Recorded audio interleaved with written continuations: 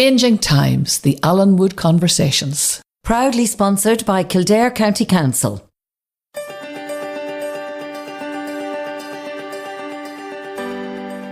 Well, we blooming well deserve to be embarrassed by the homeless problem. I mean, it's shocking.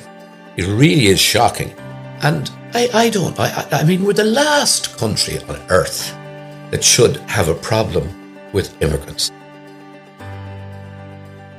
Well, Mary, here we are again, and our guest today is a person who's played and who continues to play a significant role in Irish politics and public life, and that's something that you'd kind of be familiar with, yes? Well, yes, and this is a man that I know and have huge respect for, our Comhairle, Ceann Fearghail. You'll not meet anybody, and I mean anybody, in a conversation where you mention Sean's name and the words that'll come back to you, it doesn't matter who it is, will say, Sean's a gentleman. Absolutely. And he is. And don't be getting embarrassed there, Sean, now, but it's true.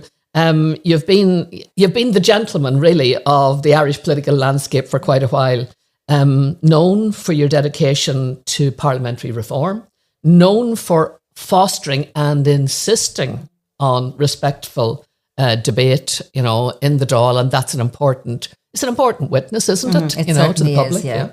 And I have to say, I'm looking forward to hearing from Sean about his journey, his life, and perspectives on the changing political climate. And also the role of the Comhairle. I have to say, I always love watching the calmness of the Comhairle.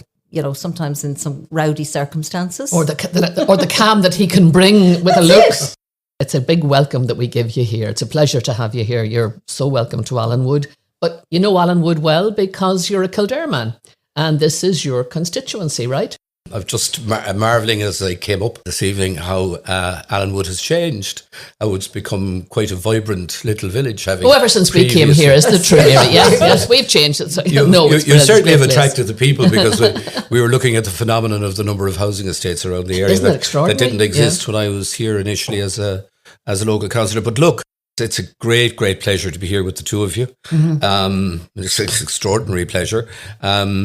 I'm amazed at the introduction. I'd say if you talk to a few people around Kildare, I don't know that they necessarily describe me as a gentleman. And when it comes to the whole business of calm, my wife often says to me at home, you use up all your patience at work, and when you come home, you don't demonstrate the same level of patience that maybe you do at work. So do you expect that a look or a word from you will calm things at home or stop things at home? Oh no, it never did, and it never would. And I remember, Mary, when our kids were small, one thing we tried to do religiously was have family dinner or supper on a Sunday where everyone would gather, grandparents and the kids and Mary Claire and myself around the table. But if a debate started about something, and it was something to do with the family, and I offered my tuppence halfpenny worth on that, one of the kids would invariably chip in and say, "Dad,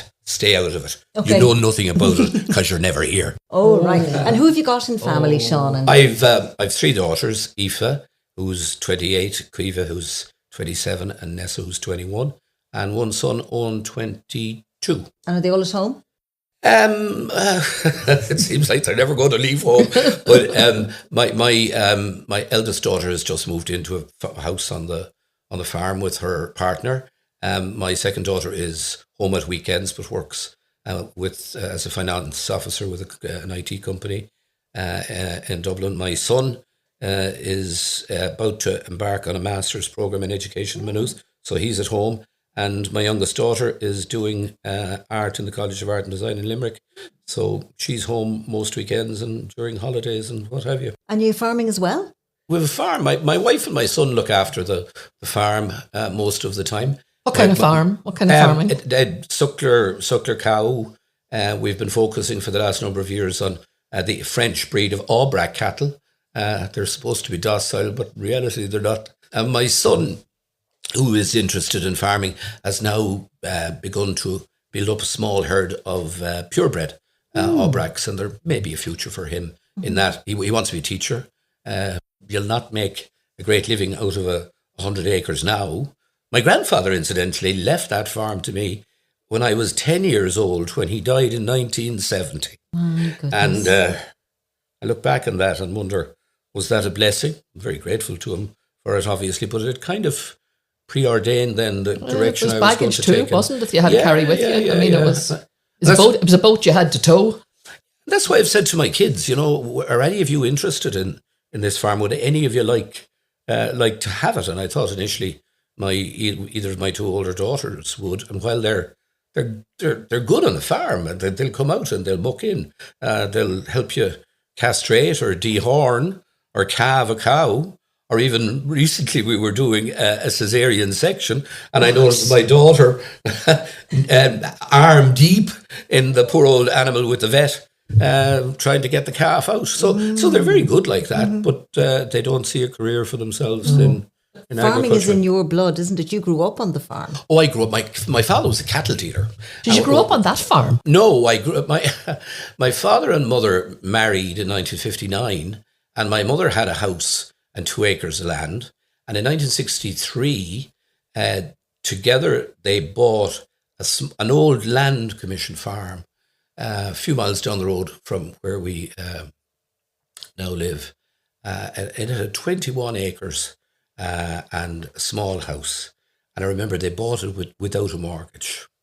When you think about that today, wow. It was some achievement. And then in 1970, when my grandfather died, we moved to what was always the home farm. But in those days, too, there was hefty debt duties to be paid.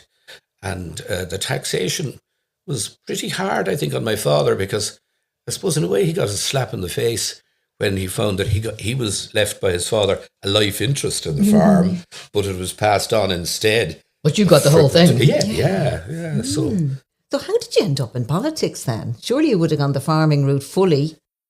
Did you ever think of that kind of career? I know. I never planned to go into politics as such. And actually, politics was almost taboo in our house because my mother was a traditional Labour Party voter. The working man, bread and butter kind of issues. My father came from a mixed marriage household where his mother was pro-treaty. His father was a De Valera and Fianna Fáil supporter. So really, there was kind of an unhappy political mix. My mother and father were like that, and they supported different parties. And my father, just to goad my mother every time there was an election, used to say, "No point in us going down, we're just cancelling each other out." She said, "People died so that we could have this vote." No, well, I suppose then what I found was I wasn't any good at sport. I don't know, have I dyspraxia, but I was certainly no good at kicking a football. But I was the sort of guy in school who'd organise the bus to go to the match, or for the class night out, or for the Debs ball, or whatever was going on. So that sort of organisational thing appealed to me. I was kind of good at it. I became involved in youth clubs locally, local community organisations. And from that, I was eventually invited to join Fianna Fáil. And because of my interest in the Irish language, which I'd had from the age of 14 or 15, and interested in the national question, I kind of felt that Fianna Fáil was the natural... It was the fit. Mm-hmm. Yeah, it was the natural home for me.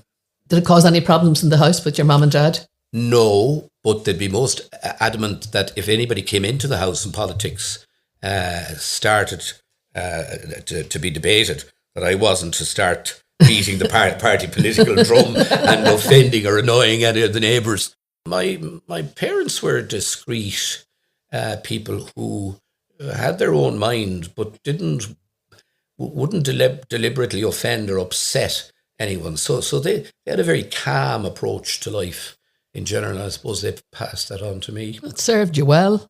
We were just talking before you came in there about the number of times you stood for election and didn't win over a very relatively long period of time. Absolutely. How did you keep? Why didn't you just give up? And you didn't give up. I mean, you kept going until you won.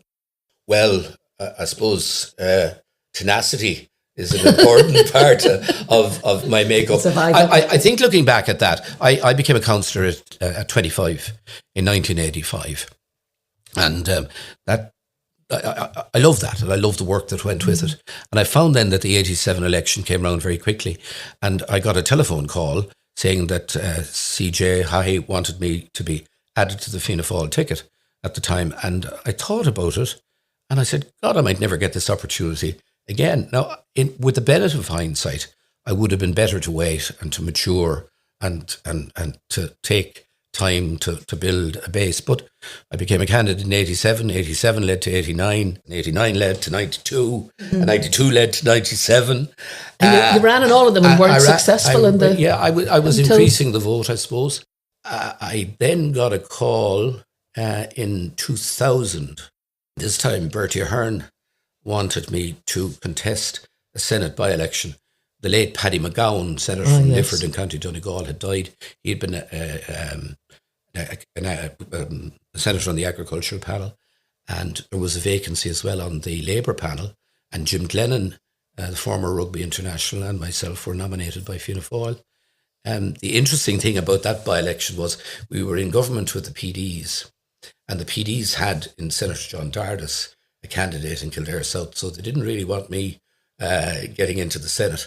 So the PDs voted for Jim Glennon because he was in Dublin North, where there was no PD presence, but they voted against me, something that was a bit disconcerting at the time, but sure, I won anyway. And having been elected to the Senate in 2000, went on then to take second place on the ticket in 2002 and to head the poll in 2007. To survive 2011, which was pretty traumatic. That was a great clear out altogether, wasn't it? Do you know what? That period between 2007, 2008 and 2011 was probably the most difficult period in my life, because it was extraordinary in the way in which the recession or the collapse in the economy impacted on families. And one of the things I pride myself on is being very close to my constituents and having an open house, and people would come and go, and you saw the devastating effect that it had. But I also felt on a personal level, a number of people who actually resented you, almost felt that, you visited this on us. I remember one friend of mine saying to me, a fellow who had ventured out into the property market of his own accord and bought a number of apartments, you told me we were going to have a soft landing. I said, I did tell you that, but obviously I was wrong, but an awful lot of other people were wrong as well. But during that period, 2008 to 2011, it wasn't unusual to walk down the street and see people coming towards you that you knew, but they'd cross to the other side. It wasn't unusual to go to Mass and find that when you came out, people wouldn't stop to talk to you. And Sean, how does that affect you? Because as a human being, you've got feelings, you've got concerns. Oh, that cuts to the core. It was heartbreaking. But you know what? The reality of that recession was heartbreaking for so many people. So I had a job. I was able to pay the mortgage.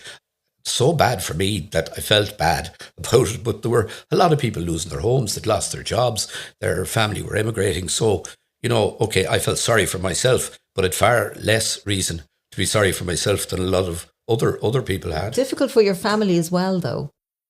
Yeah, the hate mail. Yeah. That was something, and that came in. Did you get much of that? There was a lot of calls to the house, and when I'd go into the office in the morning, I'd say, what's on the hate mail system this morning? What are they? What am I being blamed for today? So that went on up to the time of the election, and then the election came, and Fianna Fáil were virtually wiped out, and I became Fianna Fáil whip, effectively opposition chief whip, and the 19 of us who were there, the late Brian Lennon, Lord be good to him, we were really suffering from post-traumatic stress. And we all your colleagues were gone. They were gone. Yeah. These were people who were hugely experienced politicians too. And I recall sitting with Micheál Martin as his whip and, trying to discuss what's the future going to involve. How are we going to build back?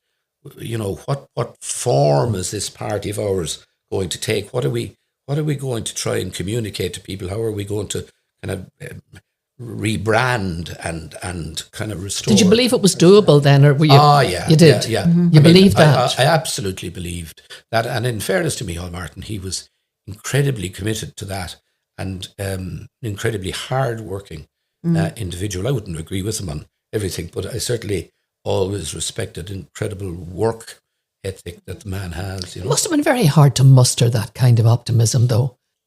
Looking at the collapse all around you. Yeah, but do you know what? We live in a land of opportunity. Whatever you might say about Ireland, and that's why I'm so depressed when I hear people talking about our young people are leaving, or the country is finding fault with our country. We live in a wonderful country where any young person, I say this to young people in schools that I visit, you know what? The only thing that limits you in this country of ours is your own imagination or your own ambition. You can achieve just about anything you want if you set your mind to it. And like that, no more than with a political party, if you got the fundamentals right, if you got the communication of those fundamentals right, then you could rebuild. And that's what has happened, I think, in recent years. I'm thinking of those difficult times, Ceann, and, you have a hard day at work, you cope with it, you go home. Your children were quite small at the time, weren't they? Yeah, during that period, I know some of the kids, some of the older girls got a certain amount of hassle in school, How did they take that? Sarcastic remarks and stuff. I'll tell you what they did. They didn't tell us. They kept it to themselves, and only when that period had passed would they tell you around the dinner table, well, such and such a thing happened, such and such a teacher said something, or student said something, or whatever, So, they were resourceful in their own way. I think they saw that their mother and I was under a lot of pressure, and they didn't want to add anything to it at We that time. don't see that, you see, from the outside. We see you as public representatives and, having your difficult times. But when you actually hear stories like that about around the dinner table, it is quite telling. And the tenacity, as you say, and the decision to keep going in that situation when it's difficult for your family, that takes a lot of courage.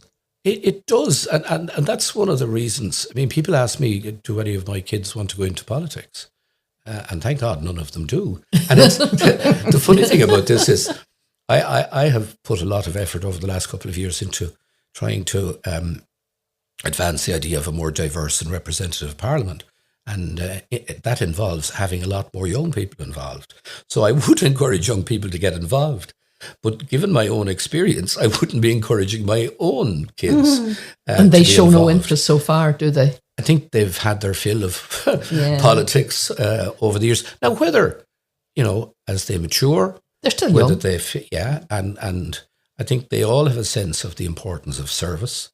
So, but they may well find other ways to provide. So how do you persuade young people to get involved, if that's your mission? I think there are always going to be young people out there with ambition, with objectives, with ideals. And that's what we want in politics. We want people who have ideas and ideals, not narcissists who kind of get the kick out of seeing their face on a poster or doing a TV or a radio program or even a podcast.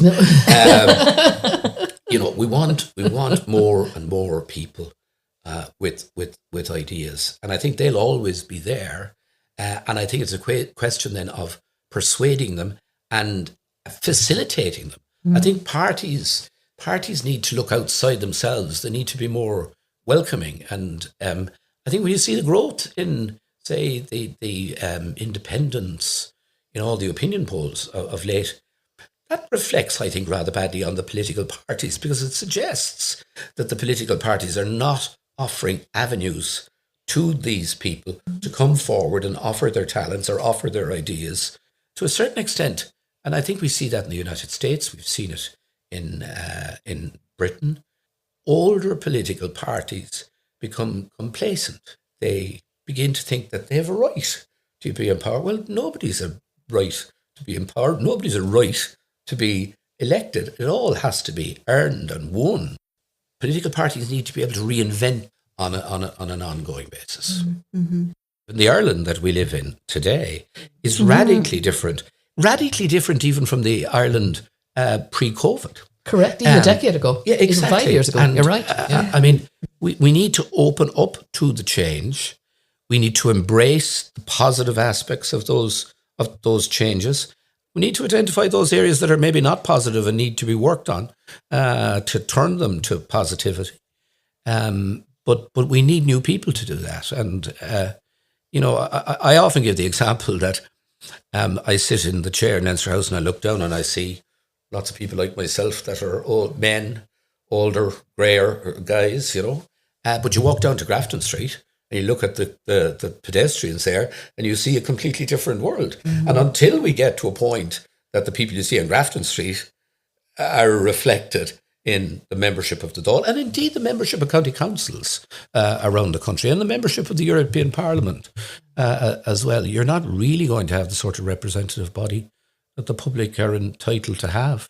What are the changes that you're looking at that worry you at the moment? I mean, obviously social media must really have changed your life big time, and the life of all politicians big time.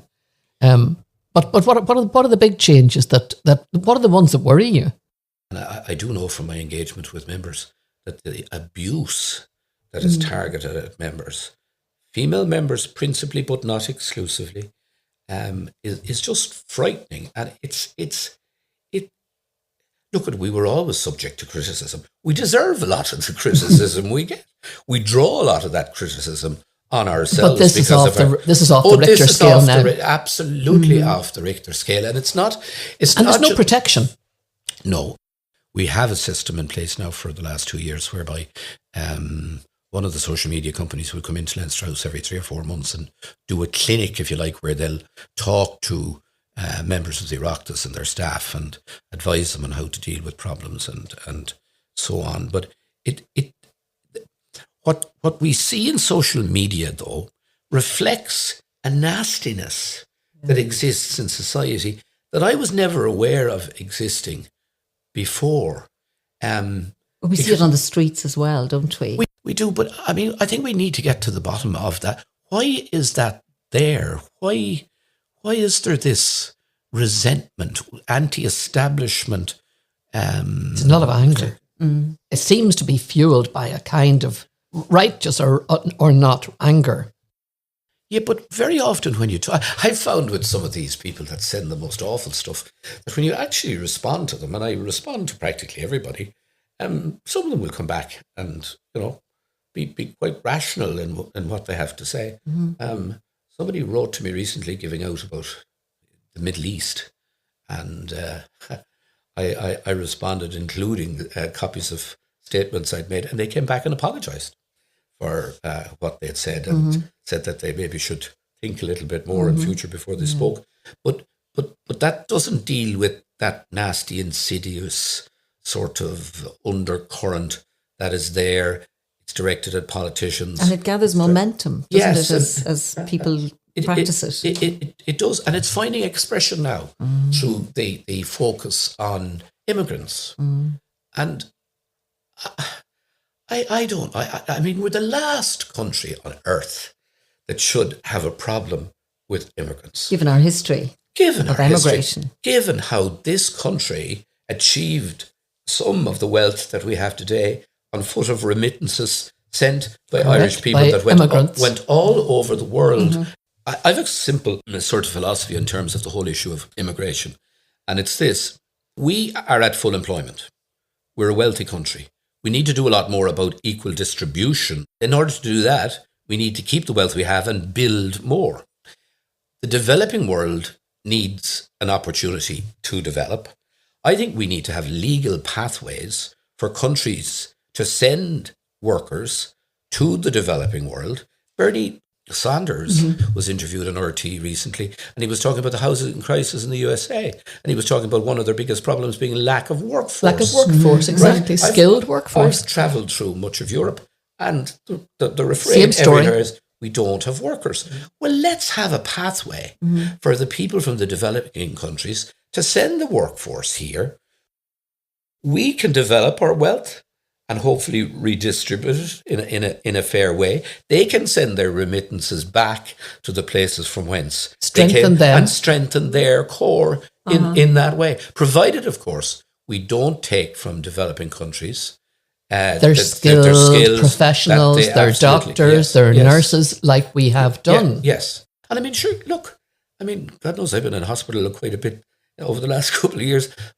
What would happen to our hospitals if our migrant close the doors here? What would happen to our nursing homes? Exactly. Close the doors. Look at the nursing homes and the number of Filipino staff that are working in them. Correct. I think 20% of the HSE nurses are of Indian origin, and they're superb. Absolutely. So we need these people. We could not survive without them. Absolutely not. And it's so nice to have intercultural and intergenerational relationships, isn't it? And communications and connections. Yeah, and I think we can be brought back to a certain extent to where we came from. I mean, you take Indian families, that whole intergenerational thing, as it is with the Filipinos, is so strong. The grandparents, the parents, and the children living in close contact with each other, which is something we're beginning to lose here, I'm afraid. But, they're doing the same thing that our people did, that you've just described. I don't know how many Filipino couples I have met here in Ireland who have left behind their children in the Philippines, live here very frugally, and their whole reason for being here is that the next generation back home will flourish. It buys a piece of land, it builds a house, it pays for the education of their children. We should be cherishing these people, really. Absolutely. And be very grateful that we are the country that we are, to be able to host them and make decent lives for them. Yeah. So even from a purely selfish point of view, Ireland can only benefit by inward migration, provided it's properly managed. Correct. Changing Times, the Allenwood Conversations. Proudly sponsored by Kildare County Council. Hey, I'm Ryan Reynolds. At Mint Mobile, we like to do the opposite of what Big Wireless does. They charge you a lot, we charge you a little. So naturally, when they announced they'd be raising their prices due to inflation, we decided to deflate our prices due to not hating you. That's right. We're cutting the price of Mint Unlimited from $30 a month to just $15 a month. Give it a try at mintmobile.com/switch. $45 up front for 3 months plus taxes and fees. Promo rate for new customers for limited time. Unlimited more than 40 gigabytes per month. Slows full terms at mintmobile.com. Many of us have those stubborn pounds that seem impossible to lose, no matter how good we eat or how hard we work out. My solution is PlushCare. PlushCare is a leading telehealth provider with doctors who are there for you day and night to partner with you in your weight loss journey. They can prescribe FDA-approved weight loss medications like Wegovy and Zepbound for those who qualify. Plus, they accept most insurance plans. To get started, visit plushcare.com/weightloss. That's plushcare.com/weightloss. Ceann, a sense of community and a sense of service have really been at the essence of your work for so many years. And now, as Comhairle, as chairperson of the Dáil, you're I suppose a bit removed from that, aren't you? You have to be impartial and keep everybody in order, and you do it in the most lovely way. There's always a smile on your face as you're telling somebody to sit down and stay quiet. Shut up. Without exactly using that language. Just on the community thing, I've tried to remain involved in the community, because I think it's only when you continue to be involved in community that you can see the impact of what's happening at national level on people on the ground. So I remain involved in the boards of schools and things like that, and I do my clinics through my constituency offices. But the job of Comhairle, there's three aspects to it. There's chairing the Dáil, which is an incredible honour. There's chairing a multiplicity of internal committees that meet incessantly, and the meetings go on for ages. There then is the business side of things. I chaired the House of the Oireachtas Commission, which is responsible for managing the Oireachtas complex, the Dáil and the Ceann, the buildings, the plant and machinery. More importantly, the personnel, 1,200 people have their base in Leinster House. And then the budget's about 160 million per annum. The Clerk of the Dáil is the accounting officer, and I chair the commission. A lot of people might not realise you have that realm of. They just think that you're there to keep them quiet. Well, you're there. You're there to make sure that the book is properly spent, and that, insofar as it's possible, that there is value for money. And then the third aspect of it is what I call parliamentary diplomacy.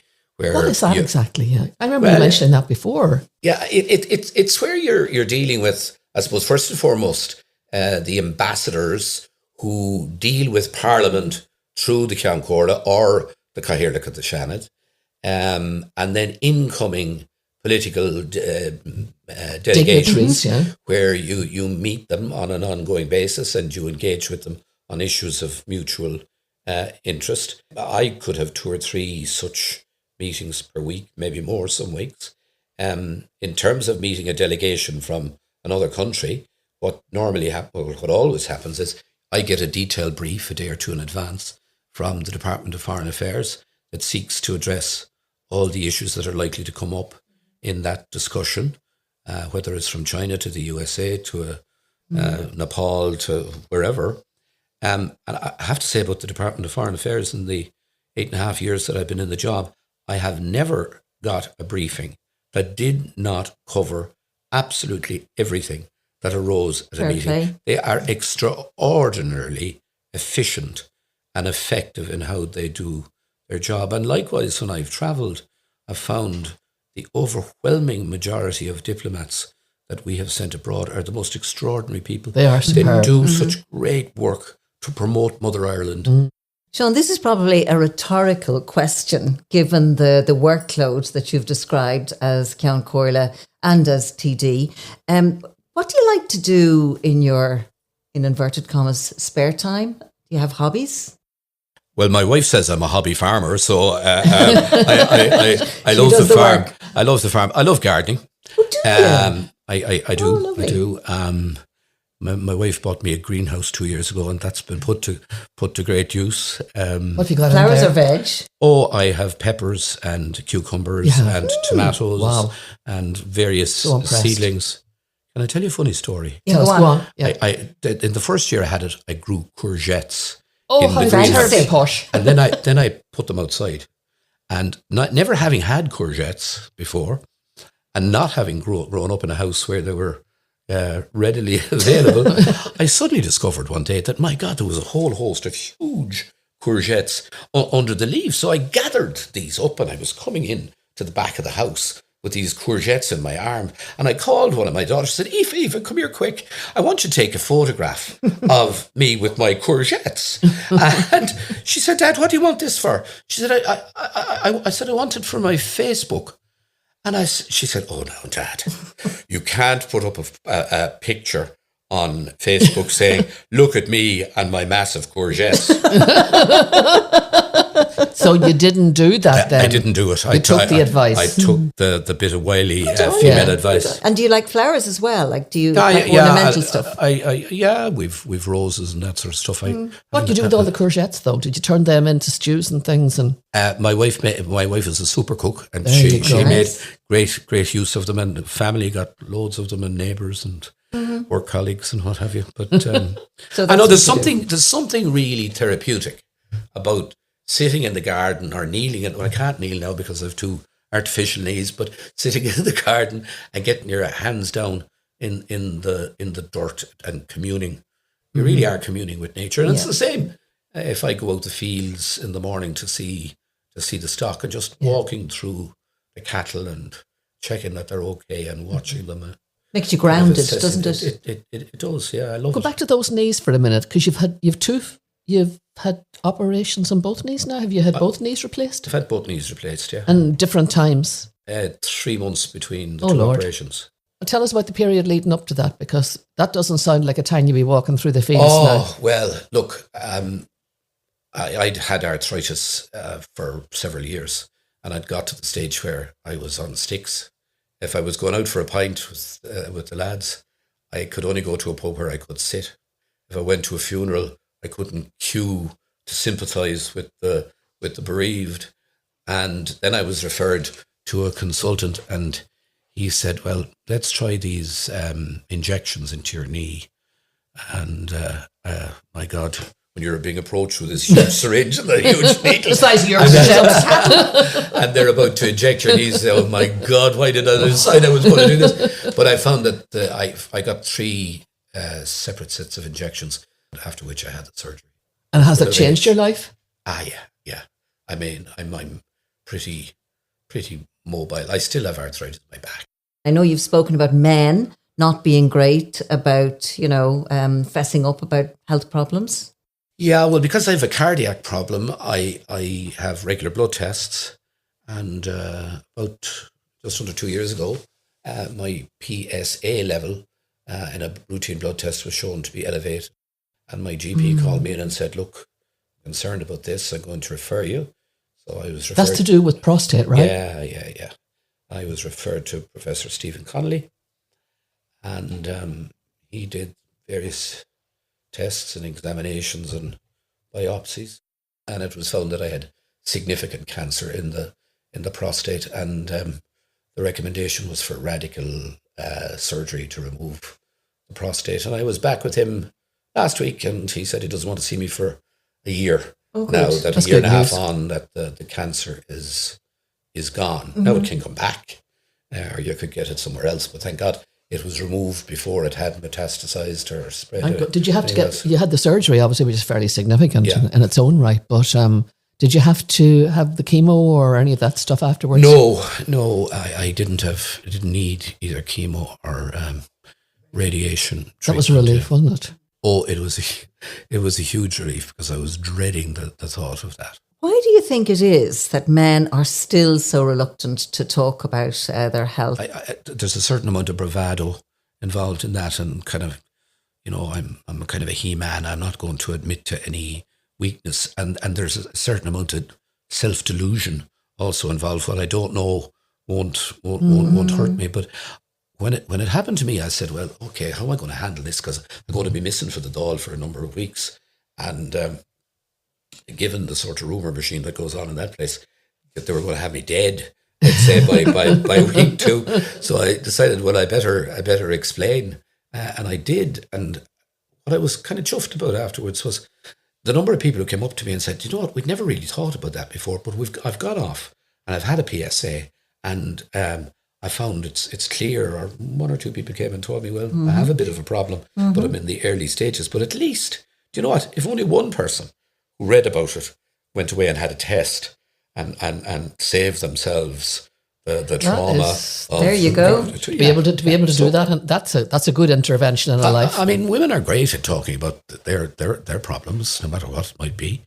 But we need to wise up and realise that men's health can be it's a reality. We have problems, and we need to deal with them, and we need to act sooner rather than later. That's for sure. I think that was great work. Thank you. It was great work, and difficult to do because, none of us really want to expose that part of life really so openly to others. No. Do you know what strikes me listening to you, Ceann? You've got a great graw and a great just sense of Ireland and being Irish, but you have a hugely outward-looking perspective on life and looking outside the country at different cultures and different countries. Yeah, well, I mean, I think that's the way because there are 72 million people worldwide that claim affinity with this country. We have to be outward looking. We're a people. The Irish people want to learn. You're going to learn from other people's experiences, from travel, from meeting. You're a great advocate for it. Oh, well, that attitude. Look, I believe that a lot of these things are transferable. If something will work in the United States, it may work in Ireland, or a variation of that particular initiative may work here. And the same is true for many other countries. We've come a long way, and we need to remember where we came from, and we need to use that to inform ourselves as we go along, and not lose the run of ourselves, either. Because we are embarrassed by the bad things, the homelessness and aren't we? I mean, we're embarrassed that because this is not what we want to be. Well, we blooming well deserve to be embarrassed by the homeless problem. There's no doubt about that. I mean, it's shocking. It really is shocking. And again, this is linked to workforce in large measure. When you recall that in 2007, the year before the crash, we built 93,000 houses. The experts were telling us the soft landing was going to involve reducing that to maybe 45, 50,000 houses, and the employees no longer building houses would be off doing infrastructural work, and obviously that didn't come to pass. And now we're struggling to build 35,000 houses, and in large measure that's because we don't have the workforce. And okay, we've put an emphasis now correctly on apprenticeships and vocational skills, because I think in one way we'd lost the run of ourselves. Everybody wanted to have a degree. Everyone wanted to have masters. Nobody wanted their son or their daughter to be working on a building site. And yet there's honourable, decent, well-remunerated work to be had in those particular areas. And we need to get back to that. And as I say, we need people. It takes time to build up again, though, doesn't it? Oh, it certainly does. And we need to be attracting back lots of those young people who left to work in Canada or to work in Australia. And, we need to put additional effort into that. How do you feel about the most recent political response to the Gaza situation, the recognition of the state of Palestine? I think government was quite right to move to recognise the state. I think what Netanyahu and his government is doing is appalling. I think it represents utter depravity. I'm deeply disappointed that the United States continues to provide some succour to Netanyahu's government, because I do believe they have the power to exert far greater influence than they're exerting at present. At the same time, I've had two experiences in the last number of months. I was at Auschwitz-Birkenau for the 79th anniversary of the liberation. The Holocaust and the liberation, yeah. And I was invited there by the European Jewish Association. It gave me an understanding that I didn't have previously of what it is that really impacts the Jewish thinking on issues around Israel, and brought me to the point of view that Jewish people internationally, having suffered so many pogroms and then that mass industrialized scale of murder and annihilation, brutality. I mean, genocide. You stand there and look at it and realize that on this platform, tens of thousands of people were brought here and brutally murdered. Oh my God. It's Would you ever get over it, do you see? I don't think in a generation, two generations? No, you couldn't. And that's why I think we need I was invited then 3 weeks ago to speak at the installation of the new chief rabbi in the synagogue in Terenure, which was an incredible honour. But it brought home to me again the need for us, while absolutely being supportive of the Palestinian people and absolutely determined to see the likes of Hamas closed down and obliterated, that we must respect the Jewish people, that there's a difference between the Jewish people and the Israeli people and the Netanyahu government and the defence forces. Of course. And we have just 2,000 Jewish people living on this island.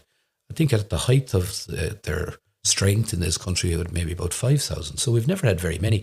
But we've always seen the Jewish people as an integral part of Irish society. And their president, I mean, his grandfather. His grandfather, born and raised here, born in Belfast, raised in Dublin. You know, the connections are so strong. It must hurt when you hear Ireland sometimes described then by current Israeli personnel, senior personnel, as anti-Semitic. Oh, that infuriates me. And even I talked about being in Krakow and in Birkenau and Auschwitz.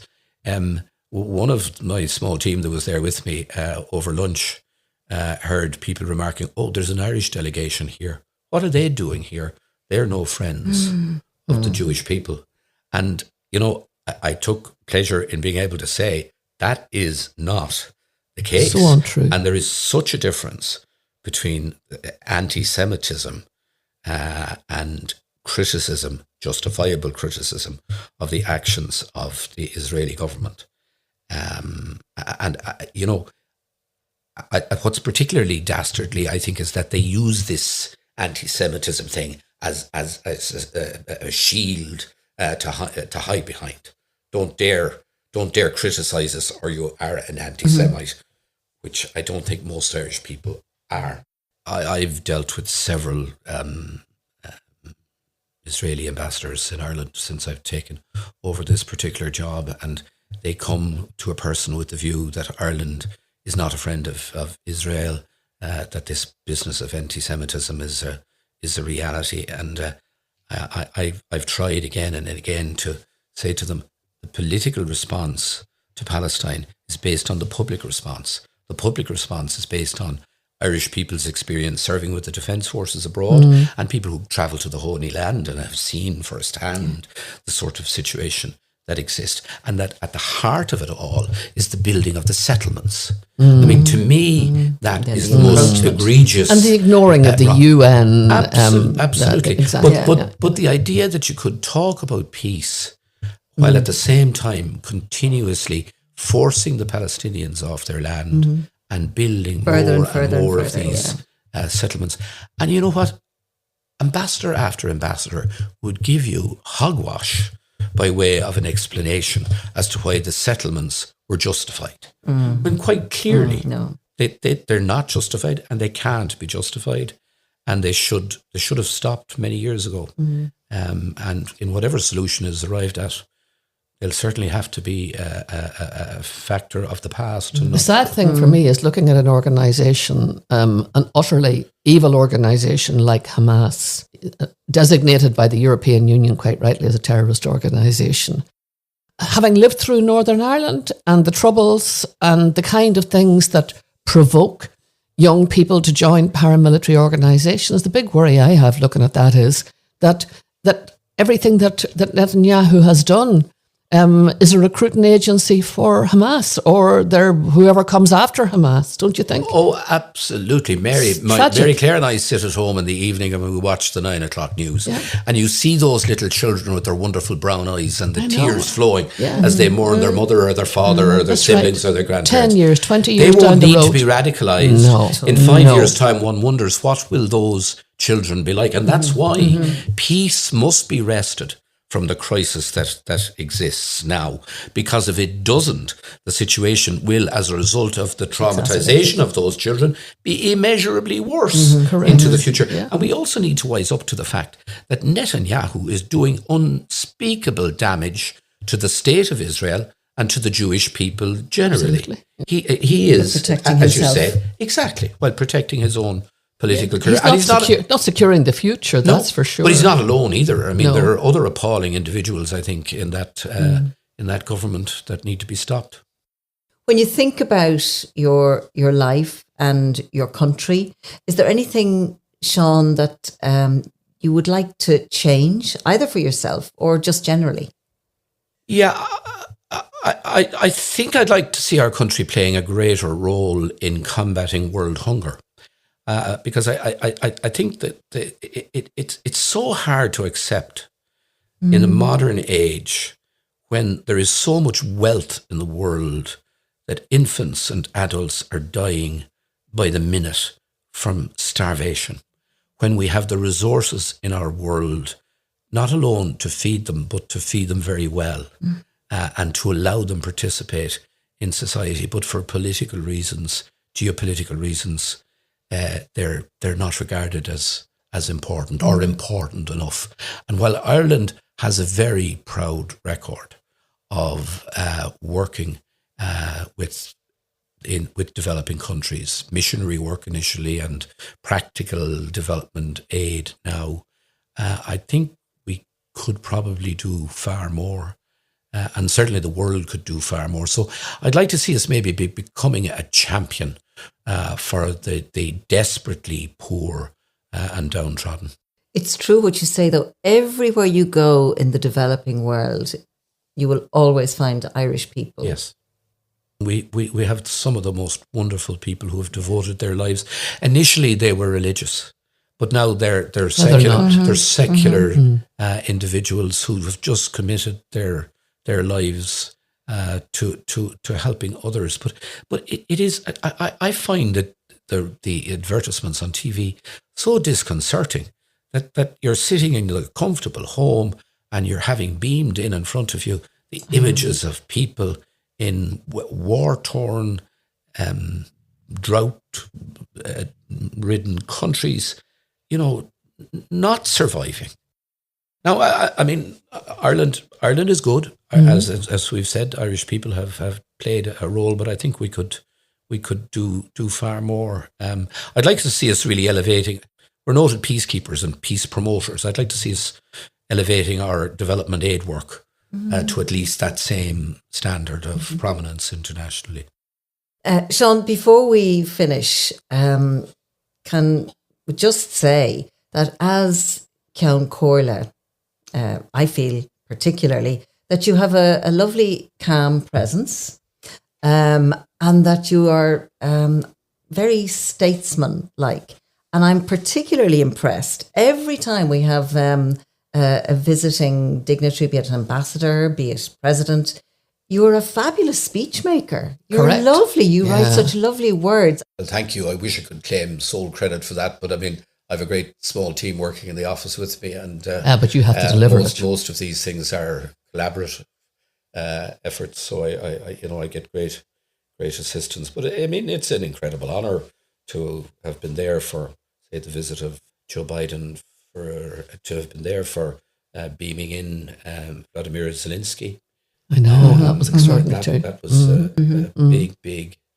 There are important moments, though, in the story of the Dáil. They are, and I've been anxious to open up the Dáil as much as possible. There are lovely human moments in those speeches as well, though. I loved the reference when Joe Biden was there to the new baby. That was lovely. And also asking his advice on how to get a full house every Thursday. Yeah, well, Thursday evenings, the numbers can be quite small in the place. And he loves people. That's the thing that stands out about him. And his crew, you could see they were pulling their hair out because every opportunity that he had to speak with someone, he availed of that opportunity. A bit like yourself, Mary, when you were in that office. I can remember you'd been on a visit to Kildare and you disappearing when we were in some school somewhere, and you'd gone into the kitchen talk to the staff and shake hands and chat with them. But Biden is like that as well. He has that great human touch. He's the people person. He for sure is, yeah. You're 64, is that what you said? Yes. Are you thinking about retirement? Yeah, well, I mean, I'm going to be finishing up in the office of the Comhairle come the next election. And I suppose the decision I have to make then is, if I'm still in office when the election is called, the Constitution gives me a right to return. I've already chosen that I would return to Kildare South but I could have chosen Laois, Offaly or North Kildare because they were all part of the last Kildare constituency. So I've selected Kildare South. So the question is, will I or will I not take what way are you thinking? Well, if my health remains good and I can continue to work, I think I'll probably continue on. But it would free me up to do other stuff in the community, to return to a lot of the stuff that I enjoyed doing in the past. But whether still in politics or outside of politics, I would have to be active. I couldn't envisage getting up in the morning and being content to just go out and herd the cattle and root around the garden. That's not going to happen. Yeah, I love people and I love working with people, so I'd love to keep doing that. I heard you describe politics as an addiction once. Yeah, it is. It's that's what it's been like for me. I probably got the addiction too early in life, and I couldn't escape from it. But at the same time, do you know what? I have great respect for people in life who can step off the particular merry-go-round that they're on and do something else. I have great regard for people who can do that. having got on this merry-go-round, 25 years of age, I've never been able to step off. Maybe it is an addiction. I'm heading towards 40 years. So, you know, I would encourage my kids and others, you know, to not to be reluctant to change, to try something new.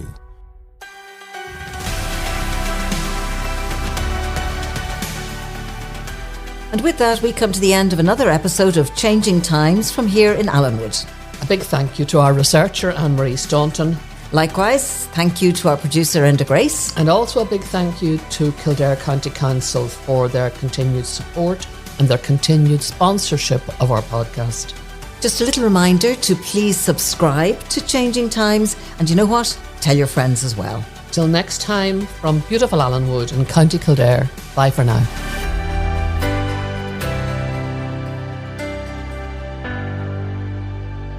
Changing Times, the Allenwood Conversations. Proudly sponsored by Kildare County Council.